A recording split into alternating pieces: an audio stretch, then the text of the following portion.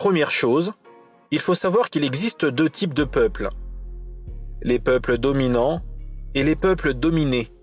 Par exemple, les Américains sont un peuple dominant et les Congolais sont un peuple dominé. Mais parmi les peuples dominés, il existe les peuples soumis et les peuples insoumis.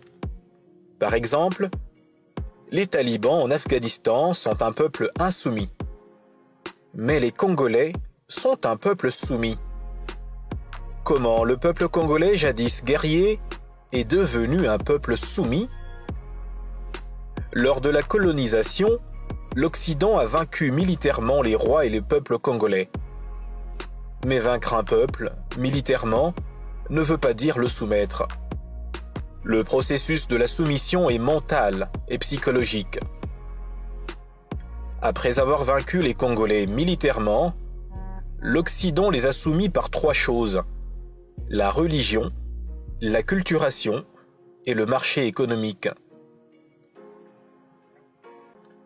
Si les Américains ont vaincu les talibans en 2001, mais pendant 20 ans n'ont pas pu soumettre les talibans, c'est parce que l'islam et la culture musulmane est un béton que l'Occident n'arrive pas à soumettre. Un peuple insoumis, même s'il est dominé par la force, continuera à résister.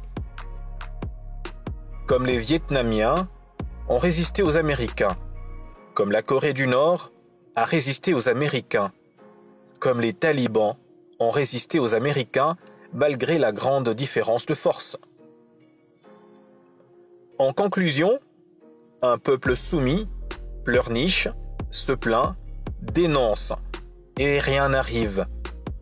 Mais un peuple insoumis se tait, s'unit et résiste jusqu'à vaincre ses ennemis.